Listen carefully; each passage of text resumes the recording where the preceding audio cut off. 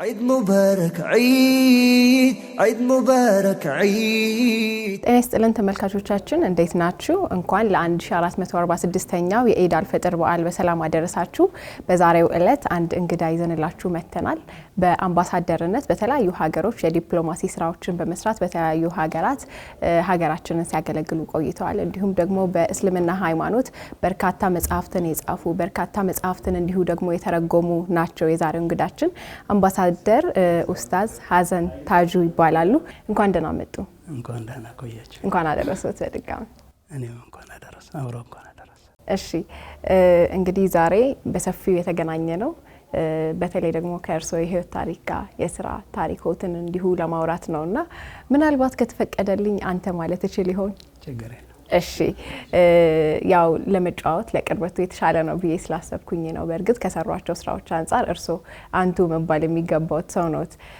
ለማንኛውም ወደ ጨዋታችን እንመለስና ብዙ ሰው ሀሰን ታጁ አምባሳደር ኡስታዝ ሀሰን ታጁ የት ነው ያደገው፣ የት ነው የተማረው፣ እስከምን ድረስ ተምሯል የሚሉትን ነገሮች ማወቅ የሚፈልግ ይመስለኛል። እስቲ ከሱ ጀምር። ከመጨረሻው ልጀምርና የኢስላሚክ ስታዲስ ላይ እስላማዊ ጥናት ላይ በአልጀዚራ ዩኒቨርሲቲ ሱዳን የማስተርስ ዲግሪ ያለኝ። አክቹአሊ አንዴ የተጀመረ ፒኤችዲ ስራ አለ ገና ብዙም ስላላለቀ እሱ መነጋገር አይችልም። ከዛ በፊት ማኔጅመንት ነው። ከዛ ያደኩት ጎንደር ነው። ጎንደር እስከ 12 ከተማርኩ በኋላ ነው እንግዲህ አዲስ አበባ መጥቼ ማኔጅመንቱንም ከዛ በኋላ ሱዳን ዩኒቨርሲቲ ማስተርሱንም የሰራሁት ማለት ነው። በሁለቱም ነገር ከፍተኛ ደረጃ ላይ የደረስክ ሰው ነህ። በዚህ በኩል በእስልምናው እምነት ኡስታዝ የሚል ማዕረግ አለ። ከዛ በጣም በርካታ መጽሐፍትን ደግሞ ጽፈሃል። በዚህ በኩል ደግሞ ዓለማዊ ትምህርቱ ዘመናዊ ትምህርቱም ላይ እንዲሁ ከፍተኛ ደረጃ ላይ የደረስክ ሰው ነህ። በዛውም እንዲሁ ደግሞ በአምባሳደርነት ሙያ ሀገራችንን አገልግለሃልና በሁለቱም ቢላዋ የተሳለ አይነት የምንለው አይነት ሰው ነህ። ይቻላል እንደው በሁለቱም ስኬታማ መሆን የሚል ጥያቄ ይፈጠራል አንዳንድ ጊዜ። እንዴት ነው እሱ ነገር? ምናልባት ያደግንበት አካባቢ ሊሆን ይችላል። እኔ ያደግኩት ጎንደር ከትልልቅ ሊቃውንት አጠገብ ነው። ያው ጎረቤቶቻችን ትልልቅ ሊቃውንት ነበሩ። መስጊዱም ላይ ብዙ ትምህርት ይሰጥበት ነበር ያኔ። አሁን ያለበትን ሁኔታ አላውቅም። ከዛ የተነሳ ያው ከልጅነት ጀምሮ ሃይማኖታዊ ትምህርቱንም ዘመናዊ ትምህርቱንም በጎን ለጎን የማስኬድ ነገር ነበረ። ከዛ በኋላ ሃይማኖታዊ ትምህርቱን እንደገና ወደ ዘመናዊነት ቀይሮ በዩኒቨርሲቲ ደረጃ የመማር አጋጣሚ ኖሯል። ከዛ ባሻገር ግን የንባቡም ጥሩ ነበር ያኔ። እንደ ዛሬው ኢንተርኔቱ ምንም አልነበረም። ያለን እድል መዝናኛችን ሁሉም ነገራችን ከንባብና ከንባብ ጋር የተያያዘ ነውና ያራሱ ያለሽን አመለካከት እውቀትሽን ያሰፋዋል። ከዛ አኳያ ይመስለኛል በጣም ጥሩ እድል ነው ብዬ አስባለሁ። ምናልባት ብዙዎች የማያገኙት አይነት እድል ነው።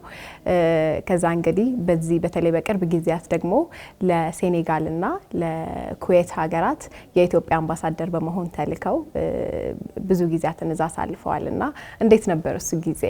ያው ዲፕሎማሲው ራሱ ትልቅ ኤክስፒሪየንስ ነው፣ ትልቅ ልምድ ነው። አጋጣሚ የሄድኩት መጀመሪያ ወደ ሴኔጋል ነበረ። ሴኔጋል ለተወሰነ ጊዜ ያው የቋንቋ ጉዳይ ፈረንሳይኛ ነው የሚያወሩት። በዛ ጉዳይ ላይ ያው ከመንግስት አካላት ጋር ለመነጋገር ችግር የለውም እንግሊዝኛ ቋንቋው ስላለ፣ ግን እንደ ማህበረሰብ ፈረንሳይኛ ቋንቋና የራሳቸው ቋንቋዎች አሉ። በተለይም ወሉፍ የሚሉት ቋንቋ ሴኔጋል ከኛ ሀገር ጋር በብዙ መንገድ የሚመሳሰሉበት ሁኔታ አለ። በተለይ ሙስሊም ካልቸራቸው እኛ ሲወርድ ሲዋረድ የመጣ እስልምና ባህል አለ። የሱፊ እስልምና ባህል ማለት ነው። ይሄ መንዙማው ምኑ መውሊዱ እሱ ከነሱ ጋር በጣም ይመሳሰላልና ያለ እኔ ትልቅ እገዛ አድርጎልኛል። ምናልባት ሴኔጋል ውስጥ እስካሁን ከነበሩ አምባሳደሮች በተሻለ የዚህ ከሴኔጋል ውስጥ እንትን አለ የሃይማኖት በተለይ አንድ ሙሪድ የሚባል የሃይማኖት እንትን አለ። ምንድነው ዲኖሚኔሽን ነገር ሴክት ማለት አይቻልም፣ ስብስብ አለ። ወደ 8 ሚሊዮን አካባቢ ተከታዮች ያሉት እና ዋናው ሰውዬ ኸሊፋ ይባላሉ። ኸሊፋው በፈረንሳይ ቅኝ ግዛት ጀምሮ ትልቅ ሚና ያላቸው ናቸው በሀገር ውስጥ ማለት ነው። አሁን የልጅ ልጃቸው ነው ያሉት ሼህ አህመድ ባምባ ይባላሉ እና የእሳቸው ፋሚሊና ተከታዮቻቸው በጣም ፓወርፉል ናቸው። ምናልባት በሴኔጋል ፓርላማ ውስጥ እኔስ በነበርኩበት ጊዜ እስከ 52% እነሱ ናቸው። ከዛ በሀገሪቱ ኢኮኖሚም ትልቅ ሚና አላቸውና ከነሱ ጋር ምናልባት በየአመቱ የዛ ያሉ የዲፕሎማቲክ ማህበረሰቡ በየአመቱ እሳቸው ጋር መውሊዳቸው ጋር ሄዶ እሳቸውን የመዘየር ወይም የማግኘት የግዴታ ውዴታ አለበት። መንግስት ራሱ ያዘጋጃልና በአጠቃላይ እሳቸውና ቤተሰባቸው ስብስቡ ያለው ጉልበት ከፍተኛ ነውና እሳቸው ጋር የሚኖር መቀራረብ የነሱ ቤተሰብ ጋር የምታረጊው ቅርርብ ሀገሮችንም ለማቀራረብ ከፍተኛ ሚና አለውና በዛ ምክንያት እኔ ከእሳቸው ጋር ከሄድኩ 1 አመት ጊዜ ውስጥ ማለት ነው በ1 አመት ጊዜ ውስጥ ቤተሰቡ ጋር ኦልሞስት ቤተሰብ የመሆን ነገር ነበረ። በጣም ተቀራርበን ነበር። ምናልባት እነሱ እንደነገሩኝ እስካሁን ከነበሩ የኢትዮጵያ እዛ የነበሩ አምባሳደሮች የመጀመሪያው ነው እንደ ቤተሰብ እና በጣም ከፍተኛ አቀባበል፣ ከፍተኛ ምናልባት የቪአይፒ ከፍተኛ ግብዣ፣ የምሳ ግብዣ እንደዚህ እና ደግሞ ሌሎች አምባሳደሮች ወይም ዲፕሎማቲክ ማህበረሰቡ መውሊድ ካረጉ በሁለተኛው ቀን ነው የሚጠራው። እኔ ግን በልዩ ሁኔታ እዛ ዋናው መውሊድ ጋር ተጠርቼ ኦልሞስት ቤተሰብ ሆነን ነበረ። እሳቸውም ጋር ጥሩ ቅርርብ ነበረን። የኢትዮጵያን ባህልና የኢትዮጵያን የስነ ጽሁፍ በተለይ እስላማዊ ስነ ጽሁፍና የእስልምናን ባህል የሚያሳይ አንድ መጽሐፍ በስጦታ አበርክቼላቸዋለሁ። በጣም ጥሩ ግንኙነት ነበረ እና ሴኔጋል በዛ የተነሳ ይሄ የሁለቱ ባህሎች መቀራረብ የእኛና የነሱ እስላማዊ ባህሉ ከልቸሩ መቀራረቡ እና እኔ ደግሞ በዛ ትንሽ እውቀቱም ስላለኝ በዛ መንገድ ጥሩ ቅርርብ ተፈጥሮ ነበር ማለት ይቻላል። ከዛ በኋላ በዛ ሁኔታ ነው እዛ ያሳለፍኩትና ጥሩ ጊዜ ነው። የፈረንሳይ የሴኔጋል ኤክስፒሪየንስ ጥሩ ኤክስፒሪየንስ ነው። በተለይ ከዚህ ቤተሰብ ጋር የነበረኝ ግንኙነትና ያሳለፍኩት ኤክስፒሪየንስ ጥሩ ነው። ኩዌትም እንዲሁ አምባሳደር ነበሩ አይደለ? የኢትዮጵያ እሱስ ጊዜ እንዴት ነበረ? ኩዌትም ጥሩ ነበረ። ሰዎቹ ጋር በተለያዩ ያው ገልፍ ለኛ ቅርብ ነው፣ በባህልም ቅርብ ነው፣ በጂኦግራፊም ለኛ ቅርብ ነውና ቋንቋቸው አረብኛ ነው። እሱ ለኔ ተመችቶ ነበር።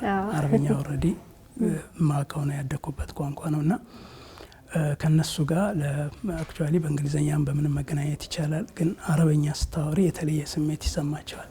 ቤተሰባዊነት ነገር ይሰማቸዋል። እንደገና ደግሞ የኛ አረበኛ እዚህኛ በትምህርት የምናገኘው አረበኛና የነሱ አረበኛ የገልፉ አረበኛ ይለያያል።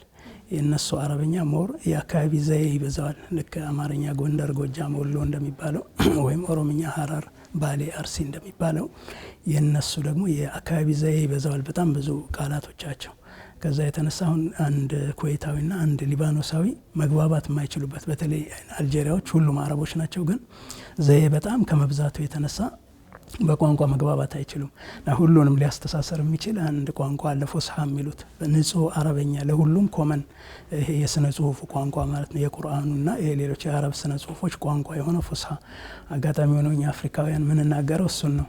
ከማንኛውም ዘዬ ጋር ስለማንቀላቀል እዛ አረብ ሀገር የኖረ ሰው ካልሆነ በቀር እዚህ ተምሮ የሄደ ሰው እሱን ነው የማውራት እድል ያለውና እሱን ስታወሪያቸው በጣም ነው የሚደነቁት፣ በጣም ነው ደስ የሚላቸው። ከሁሉም ጋር ደግሞ ለመግባባት ጥሩ ነው። አንድ ናይጄሪያዊ፣ አንድ ሊባኖሳዊና አንድ ኩዌታዊ በኖርማል በቋንቋቸው አረብኛ መግባባት የማይችሉበት ሁኔታ ነው ያለው። ፉስሃ ስታወሪ ግን ሁሉንም ያስተሳስራልና እሱ በጣም ደስ ብሏቸው ነበረ። ከየት ነው የተማርከው? እንዴት ነው እንደዚህ? ይገርማቸዋል በቃና በዛ ጥሩ ግንኙነት ነበረን። እነሱም ጋር በተለይ ውጭ ጉዳይ ያሉ ሰዎቻቸው ጋር ኦልሞስት ከስራ ግንኙነት ባሻገር በግል ራሱ እየተገናኙ የማውራት የመጫወት ጥሩ እድል ነበረኝ ማለት ይቻላል። ከዛ ደግሞ እንደገና በተለይ ሴኔጋል ውስጥ ኢትዮጵያውያን አልነበሩም። ምናልባት ተደምረን ወደ 39 ሰዎች ነው ኮሚዩኒቲው። እስከ ቤተሰብ እስከ ልጅ ትንሽ ነው። እንደው ሲበዛ 50 ምናምን እዛው ኤሪያ ነው፣ 100 የሚደርስ አይደለም።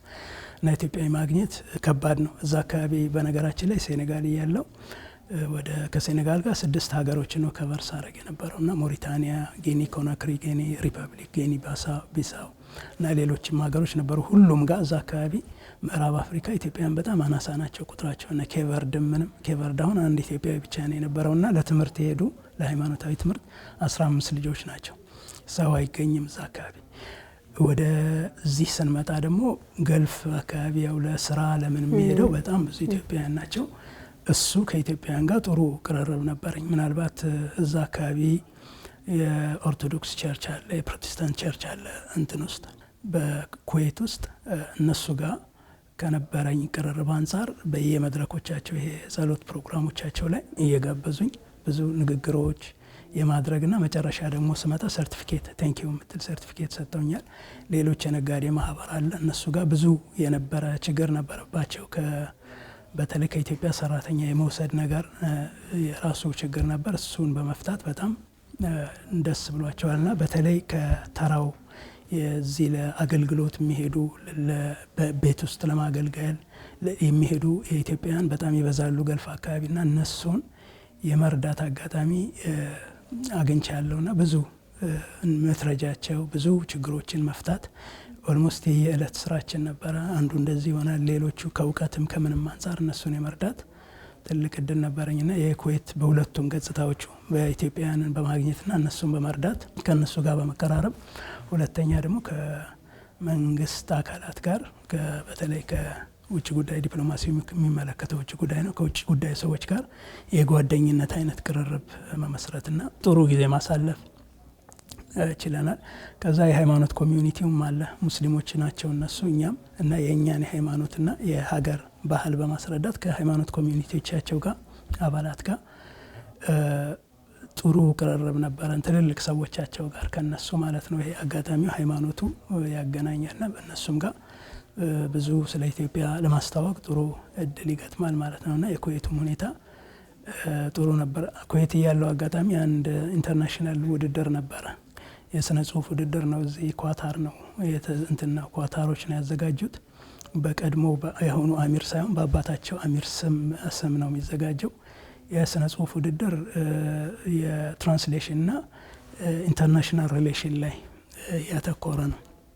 ህዝቦች ባህል በባህል እንዴት አገናኝተዋል፣ ባህልን ከባህል የማገናኘትና በትራንስሌሽን ላይ ተጽዕኖ ያላቸው ሰዎች ነው የሚለው እና በዓለም ላይ ሁሉም በእንግሊዘኛም በቻይንኛ በኡርዱ በአማርኛ አጋጣሚ እድሉን አግኝቶ በአማርኛም በአጠቃላይ በአፍሪካ ቋንቋ ተብሎ ውድድር ተደርጎ ነበር በ2021 ላይ እና አፍሪካ ውስጥ 7 ሰዎች ያሸነፉ በተለያየ ዘርፍ አንዱ የኔ ነበረ እና ትልቅ እድል ነበር። አጋጣሚ ኩዌት ውስጥ ያለው ነበር ውድድሩን የተወዳደርኩት። ከዚህ ከአፍሪካ በአረብኛው ስነ ጽሁፍ አንድ ግብፃዊ ነው፣ ትልቅ ዶክተር ነው። ከኡርዱ ከፓኪስታን አንድ ፕሮፌሰር ነው ያሸነፉት። ኢትዮጵያ ደግሞ ያው አጋጣሚውን እድሉ ወደኛ መጥተዋል ማለት ነው። በጣም ደስ ይላል። እንግዲህ በተለይ ሴኔጋልና በዙሪያው ያሉትን ሀገራት ስንመለከት ምናልባት ሴኔጋላውያን ፈረንሳይኛ ይናገራሉ ብለውኛልና ስለዚህ በፈረንሳይ ቅኝ ግዛት የመገዛት ሌሎችም እንዲሁ በሌሎች የአውሮፓ ሀገራት ቅኝ ግዛት የመገዛት ታሪክ ነበራቸውና እኛ ኢትዮጵያውያን ደግሞ ያልተገዛን ነን።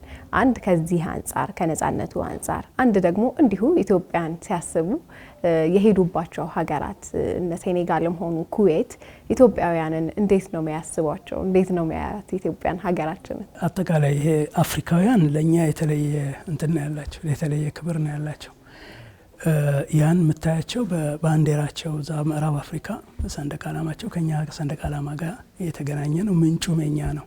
ምንድነው የአፍሪካ የነጻነት ተምሳሌትና የነጻነት አባት ተደርገን የመቆጠር አለ። የአፍሪካ ህብረት ምስረታ ከዛ በኋላ ያለው እንግዲህ በተለይ ደግሞ ኃይለ ሥላሴና የሴኔጋሉ ሴንጎር የተጫወቱት ሚና አለ። የዛ ዘመን ጄኔሬሽን የአፍሪካ አባቶች ማለት ነው። ምናልባት የኛ ኤምባሲ መሬት አለን፣ የኤምባሲው ቤት ከሴንጎር ከፕሬዝዳንታቸው የመጀመሪያ የነጻነት ፕሬዝዳንታቸው አጠገብ ነው የኛ ቤት ያለው የኤምባሲው ማለት ነውና ኃይለ ሥላሴና እነዛ ሰዎች ጋር የነበረውን ቅርርብና ክብር አጠቃላይ አላቸው። ከዛ ውጪ አንድ ካናዳ የሚኖር የሴኔጋል ዜጋ አንድ ዩኒቨርሲቲ ላይ የሆነ አጋጣሚ አካዳሚክ እንትን ኑሮ እኔ አጋጣሚ ተገኝቼ ነበርና የሚገርመው የኢትዮጵያን ስለ ኢትዮጵያ በጣም ጥሩ ስሜት አለው። እሱ አሁን ፒኤችዲውን የሰራ ነው፣ ገና ወጣት ነው።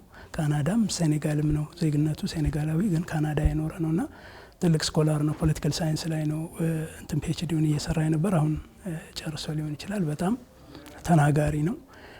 እሱ የሆነ እኔን የኢትዮጵያ አምባሳደር መሆኔን ሲያቅ እያወራን ነበርና የሚገርመው የኢትዮጵያ በጣሊያን የተወረረች ጊዜ የመጨረሻው ማለት ነው የሆነ የ5 ዓመቱና ኃይለ ሥላሴ ውጭ ወጥተው ሊግ ኦፍ ኔሽንስ ላይ ያቀረቡትን ንግግር በቃሉ ይለዋል ሙሉውን። እውነት? አዎ እንዳለ ማለት ነው። በጣም ነው ይሄ እሳቸው ሲወጡ ወደ መድረክ የነበራቸውን እንትን ኤቭሪቲንግ በቃ በጣም ነው እንትን የሚለውና ይሄ የሚያሳየው የዚህ ሀገር ያላቸውን ስሜት ነው። ይሄ ይገርማቸዋል እነሱ እንዴት ቅኝ ግዛቱ እስካሁን የመነገራችን ላይ አሁን ያለው ቅኝ ግዛት እስካሁን ድረስ በተለይ ከልቸራሊ የሚያደርሰውን ዳሜጅ ማየት ትችላለች። እዛ አካባቢ ሙሉ በሙሉ ነው አይደንቲቲያቸውን ያጠፋው ቅኝ ግዛት። የሆነ አስፓልት ተሰርቶ ሊሆን ይችላል፣ የሆነ ነገር ሊኖር ይችላል። ግን ይሄ ፐርሶናሊቲ የምትይው አይደንቲቲው ማንነት ላይ ያለው ነገር እና ለነጭ ያላቸው አመለካከት ራሳቸውን ሁሌም እንደውም ሴኔጋሎች እኮ 3ኛ ናቸው ይባላሉ ሀገራቸው ላይ። መጀመሪያ ፈረንሳዊ ነው፣ ቀጥሎ ሊባኖሳዊ ነው። ፈረንሳዮቹ ሴኔጋሎችን እንትን ለማለት ሊባኖሳውያን ነበሩ፣ ከዛ ደግሞ እነሱ ናቸው። እና እንዴት ምንም በቃ ልታወዳደረው የምችው አይደለም። እኛ ያለን ስሜት፣ እኛ ያለን ኩራት፣ እኛ ያለን ስብዕና ስትወጪ ነው ፊልም የምታደርጊው እንጂ አሁን እዚህ አይታወቅም። ኢትዮጵያ የሚባል ስብዕና አለ። ያን በጣም ዳሜጅ ያደርገዋልና እሱ ያደረሰባቸውን ክራይሲስ ያውቃሉ። እኛ ደግሞ እንደገና የረዥም ታሪክ መሆን ሁሌ ኢትዮጵያ ሲሉ ከነ ግሪክ ከነ ሮም ጋር ድሮ እዛ ጋር ነው የሚያያይዙት። አንዳንዴ ስንቀላለድ እንደውም የእናንተ የነጻነት ጊዜ እኮ ከኢትዮጵያ አየር መንገድ ብዙ እድሜው አይበልጥም ምናምን እንባባላለን። እና ኢትዮጵያ ሲወሳ 2 ነገር ያስታውሳሉ። አንደኛ የኢትዮጵያ አየር መንገድ በጣም ይታወቃል። ሁለተኛ ደግሞ ይሄ የአፍሪካ ህብረት የተመሰረተው እዛ አካባቢ የነበረንን ሚና ያስታውሳሉና በዛ ምክንያት ለኛ ጥሩ እንትን ነበራቸው፣ ጥሩ እይታ ነበራቸው። የሚገርመው ሴኔጋል ሰው ሆኖ የኢትዮጵያ ወዳጆች ማህበር መስርተዋል። ሙሉ በሙሉ ሴኔጋሎች የሆኑ ምንድነው እነሱ የዚህ ኢትዮጵያ ውስጥ የሰሩ በተለይ በድሮ የሰሩ ዲፕሎማቶች ናቸው።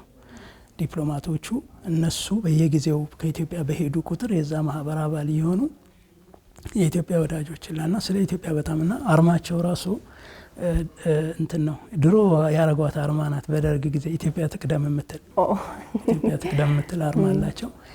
አንደኛው እንደውም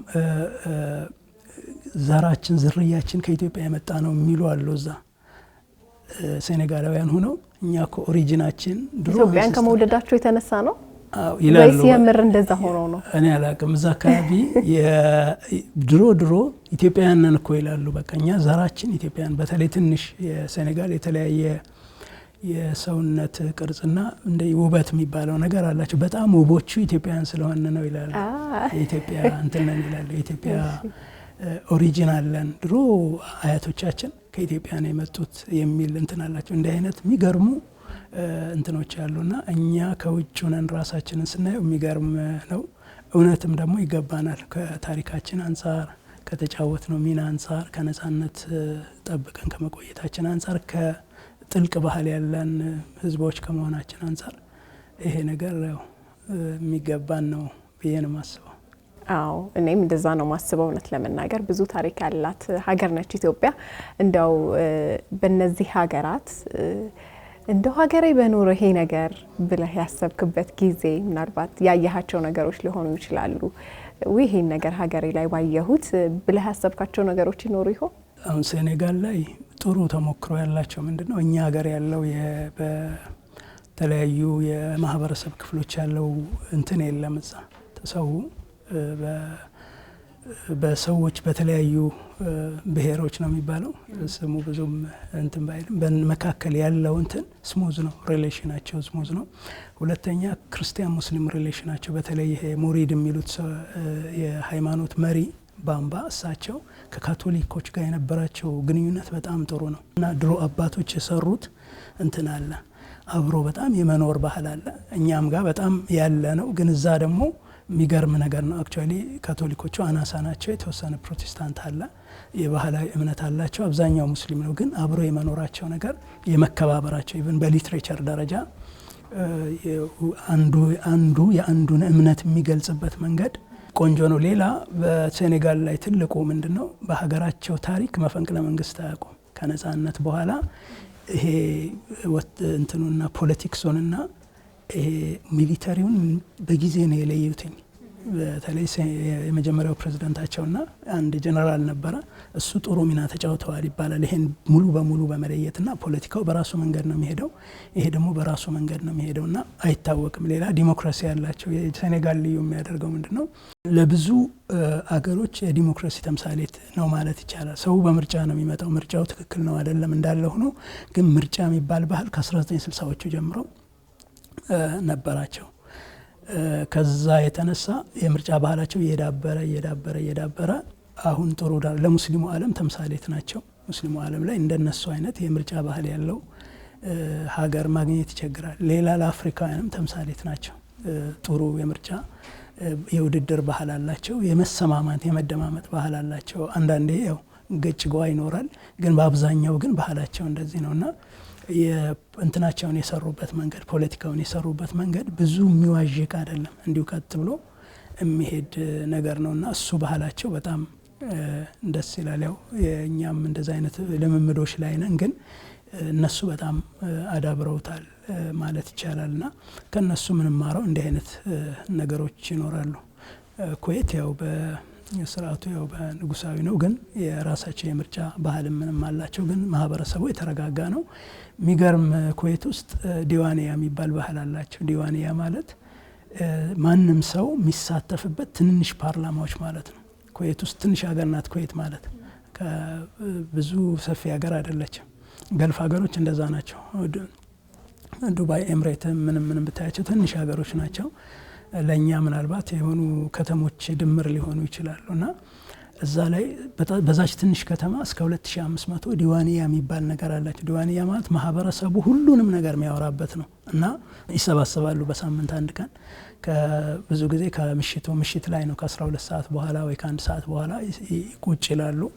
ማንም ሰው ሄዶ መሳተፍ ይችላል። አምባሳደሮች፣ ዲፕሎማቶች፣ ፖለቲከኞች፣ የሁሉም ሰውን የሚኒስትሮች ዲዋን አለ። ሚኒስትሩ ጋር ማንም ሰው ቀርቦ የሚያወራበት ማለት ነው። ሌሎችም ባለስልጣናት፣ የጎሳ መሪዎች ዲዋን ያለ። እዛ ላይ ሁሉም ነገር ይወራል። ፖለቲካው ይወራል፣ ኢኮኖሚ ይወራል። ሊትሬቸር ብቻ ያለባቸው የስነ ጽሁፍና ግጥም ያለባቸው ሁሉ ዲዋንያዎች አሉና እነሱ በጣም የሚገርም ባህል ነው እና ችግሮቻቸውን እዛው ተወያይተው እንዲፈቱ የሚያደርግ ምናልባት ከዋናው ፓርላማ በላይ እያንዳንዱ ነገር የሃይማኖት፣ የፖለቲካው፣ የሁሉም ነገር ተገናኝተው የሚወያዩባቸው መድረኮች ናቸው እና እሱ መድረክ ጥሩ ነው ለማህበረሰብ። እያንዳንዱን ነገር ቀድመሽ እንድትረጅ ኢቨን መንግስትም ራሱ ድምጻቸውን ይሰማል። የህብረተሰቡን የልብ ትርታ የሚያውቀው ዲዋንያ ላይ በሚወሩ በጣም ነፃ መድረኮች ናቸው እና እነሱ እንደኛ እንደ እድር ማለት ይቻላል አላቅም፣ ግን ሁሉንም ማህበረሰብ ነው የሚያሳትፉት። አሁን እኛ ጋር የማይሳተፍም አካል ይኖራል። እሱ ግን እያንዳንዱ ኩዌታዊ በዛ ዲዋንያ ውስጥ ይሳተፋልና እዛ ጋር የመሳተፍ አጋጣሚ ነበረኝ እኔ እንዲሁ ባህሉን ምኑን ለማየትና በጣም የሚያስቀኑ ነገሮች ናቸው። ሁሉም ነገር ስላለበት ፖለቲካው፣ ኢኮኖሚው፣ ታሪክ ይወራል፣ ሊትሬቸር አለው። ትልልቅ ሰዎች መጥተው ያወራሉ። አገሪቱ ውስጥ ያሉ ትልልቅ ሰዎች ቁጭ ብለው እዛ መጠይቂያቸውን እየጠየቅሻቸው እንደፈለግሽ ማውራት ይቻላል። ነፃ ነው መድረኩና እሱ ጥሩ ነው። ያው እንደ ኢትዮጵያ እንደ አምባሳደርም ብዙ ጊዜ አምባሳደሮችም እዛ የመሳተፍ እንትን አለባቸው። የግዴታ ውዴታ ነው ምለው እዛ መሳተፋቸው ለስራቸው ቅለት በጣም ያቀልላቸዋል። ህዝቡን በቀላሉ ትልልቅ ሰዎችን በቀላሉ እንድታገኝ ያደርግሻልና እሱ ባህል በኢትዮጵያ በየትኛው አካባቢ እንዳለ አላቅም፣ ግን በጣም ኢምፖርታንት ነው። በጣም ጥሩ ነው። አንዳንድ እንደውም አምባሳደሮች ሀገራቸው ውስጥ ሂደው ዲዋንያ የሚባል መድረክ ሰርተው ራሱ እንትኑ መድረኩ የሚጠቀሙበት ሁኔታ አለ። አንተስ ወደዚህ መጥተህ ይሄንን ነገር ለማስጀመር አላሰብክም? ትልቅ ባህል ነው፣ ቢጀመር ጥሩ ነው። እንደዚህ አይነት ነገሮች ያው ከሌሎች ቦታዎች የምናያቸው ተሞክሮች እዚህ ሀገር ሲመጡ የኛ ሀገር ሰው ደግሞ እንዲህ አታችመንቱ በጣም የጠነከረ ስለሆነ እንዲህ አይነት ነገሮችን ለመጀመር ቀለል ያለ ነው ብዬ አስባለሁ። ፋሚሊ ሪሌሽናቸውም ጥሩ ነው እነሱ። ምናልባት በአንድ ቤት ውስጥ እስከ አያት እስከ ልጅ ድረስ አብረው ሊኖሩ ይችላሉ። በአንድ ትልቅ የራሳቸው ቤቶቻቸው ትልልቅ ነው። ሲያገቡ አይወጡም ልጆች። ወንድ ልጅ ሲያገባ የሆነ ክፍሎች ይሰጡታል፣ እዛ ላይ ይገባል። ሌላዋ ስታገባ እንደዚህ የሚገርም ነው እንትናቸው የቤተሰብና አንድ ቤት ውስጥ እናት አባት አሉ፣ ልጃቸው አሉ፣ ከዛ የልጅ ልጆቻቸው ደግሞ አሉ። እንደዛ የመኖር ይሄ በጣም የማህበራዊ ግንኙነታቸው በጣም ደስ ይላል። ኩዌቶች ቤተሰባዊነት የጠነከረ አካባቢ ነው። ደስ ይላል በጣም። ወደዚህኛው ነገር ደግሞ እንምጣ፣ ወደ ሃይማኖታዊ ስራዎች። በጣም በርካታ ከመቶ በላይ ይሆናሉ ሲባል ሰምቻለሁኝ። በጣም በርካታ መጽሐፍትን በተለይ ደግሞ የእስላማዊ መጽሐፍትን በተለይ ከአረብኛ ወደ አማርኛ የተረጎምካቸው መጽሐፍት አሉና በጣም ብዙ መጽሐፍት አሉ። እንደው አንተ በጣም አብልጠህ የምትወደው ማለት አልችልም፣ ብዙ መጽሐፎችን ማበላለጥ የማይሆን ነገር ነው፣ ግን ሰዎች ዘንድ በጣም ተቀባይነት ያለው መጽሐፍ ነው እኔም በግል እወደዋለሁ ብለው የምትለው መጽሐፍህ የትኛው ነው? ሰፊ ተቀባይነት ያለው አንድ ኢማም ነወዊ የሚባሉ ትልቅ ስኮላር ናቸው። ከ800 900 ዓመት አካባቢ በፊት የነበሩ ትልቅ ስኮላር ናቸው። እሳቸው የጻፉት አንድ መጽሐፍ አለ ሪያዱ ሷሊሒን ምን እሱ በጣም ሰፊ ተቀባይነት ነው። ስቲል የታተመ ብዙ ሰዎች የተጠቀሙበት ነው። ሌላ የነቢዩ መሐመድን ሲራ ታሪክ የህይወት ታሪክ ገድል የሚያወራ አንድ ረሒቀል መክቱም አለ። እሱም በወጣቱ ዘንድ በተለይ ከሰፊ ተቀባይነት አለው። ግን ሁሉም ስራዎች ጥሩ ተነበዋል ብዬ አምናለሁ። ዛሬ ኢድ ነውና እስቲ ስለ ትንሽ በጣም አጭር ስለ እስላማዊ ፍልስፍና እናውራ። ሁሉም ነገር የራሱ ፍልስፍና አለው ብዬ አስባለሁኝና እስልምናን ስናስብ ቀድሞ ወደ አእምሮ የሚመጣው ፍልስፍና የትኛው ነው? ምን አይነቱ ነው? እስልምና በመሰረቱ ያው አጠቃላይ አስኳሉ ማለት ይቻላል በሰው ልጅና በአምላክ መካከል ያለውን ግንኙነት ማስተካከል ነው። ከዛ ነው የሚጀምረው። ያው እንደ የትኛውም ሃይማኖት ዩኒቨርሱ የመነጨው ወይም ደግሞ የመጣው አምላክ አለ፣ እሱ ነው ፈጣሪ ያለ ብሎ ያምናል። እንደ የትኛውም እምነት ማለት ነውና ሁሉም ነገሩ ከዛ ጋር የተያያዘ ነው። ከዛ በኋላ የሰው ልጅ የተፈጠረው ለፐርፐዝ ነው፣ ለዓላማ ነው የሚላል። የሰው ልጅ የህይወት ዓላማ አለው። ምክንያቱም ከሌሎች እንስሳት ከሌሎች ነገሮች ከግዑዛን ሁሉ የተለየ ነገር አለው። የሰው ልጅ አእምሮ የሚባል ነገር አለው። ሁለተኛ የሃይማኖት ስሜት አለው። የሰው ልጅ ከሌሎች እንስሳት የሚለየው ከአእምሮውም በላይ የሃይማኖት ስሜቱ ነው። ሃይማኖት የማምለክ ነገር የትኛውም ታሪክ በቁፋሮ በአርኪኦሎጂ የሰው ልጅን ታሪክ ያለበት አጋጣሚ ከተገኘ ምናልባት ከተማ ላታገኝ ምን ላታገኝ ትችላለሽ። ሁሌ ግን የሚያመልከው ነገር አለው እና ሃይማኖታዊ ስሜቱ ነውና የሰው ልጅ ፐርፐዝ አለው ሲፈጠር። እና እስልምና በአጠቃላይ አምላክና በሰዎች መካከል በሰዎችና በዩኒቨርሱ መካከል በሰዎችና በራሳቸው በሰዎች መካከል ሰው ደግሞ ከራሱ ጋር ያለውን ግንኙነት ፋርማሲያዝ ነው። አጠቃላይ ይሄ መሰረታዊ ነገሩ ይሄ ነው። ዛሬ እንግዲህ የኢድ አልፈጥር በዓል ላይ ነው የምንገኘውና ትንሽ ስለሱ በዓል እንበልና እንቋጭ። ኢድ አልፈጥር ፍጥራ ማፍጠር ማለት ነው። ለነገሩ ከረመዳን ጾም ጋር ተያይዞ የሚደረግ በዓል ነው የኢድ አልፈጥር በዓል። በኢትዮጵያ ውስጥ በአዋጅ ደረጃ ከጸደቁ 3 ሃይማኖታዊ በዓላት መካከል አንዱ ነው። አንደኛው ኢድ አልፈጥር ነው። ሁለተኛው ኢድ አልአድሃ ነው።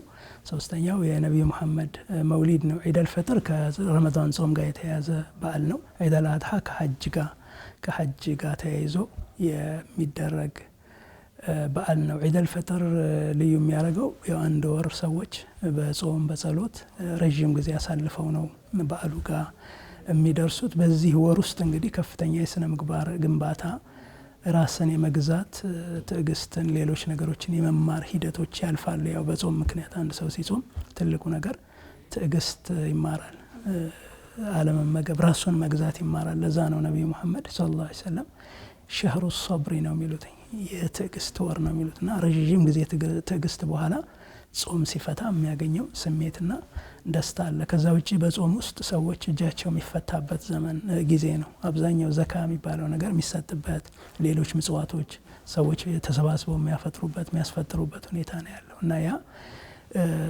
ለሰብና ግንባታ ጥሩ የሆነ ሂደት ነው። በዛ ሁኔታ ኢድ አልፊጥር ላይ ዘካተል ፊጥር የሚባል ነገር አለ። ሰዎች በኢድ ላይ ችግረኞች በኢድ በዓሉን በደስታ እንዲያሳልፉ የማድረግ ሂደት ነው። እነዚህ ሁሉ ነገሮች የያዘ በዓል ነው ኢድ አልፊጥር በዓል። እሺ፣ የእንኳን አደረሳችሁ መልእክት ማቅረብ ይችላሉ? ኦኬ፣ ለመላው ኢትዮጵያውያን ሙስሊሞች በየትም ዓለም ላላችሁ እንኳን ለኢድ አልፈጥር በዓል አደረሳችሁ እያልኩ መልካም ምኞቴን እገልጻለሁ። የዛሬው የኢድ በዓል እንግዳችን ስለነበሩ በጣም ነው የማመሰግነው። አምባሳደር ኡስታዝ ሀሰን ታጁ መልካም ጊዜ መልካም በዓል ይሁንልዎት። እኔም ያው አመሰግናለሁ እድሉን ስላገኘሁኝ። ተመልካቾቻችን እንኳን በድጋሜ ለ1446ኛው የኢድ አልፈጥር በዓል በሰላም አደረሳችሁ እያልን በዓሉ የሰላም የደስታ እንዲሆንላችሁ እንመኛለን። መልካም ጊዜ ከቀሪ የኤንቢሲ ኢትዮጵያ ፕሮግራሞቻችን ጋር። ዒድ ሙባረክ ዒድ ሙባረክ ዒድ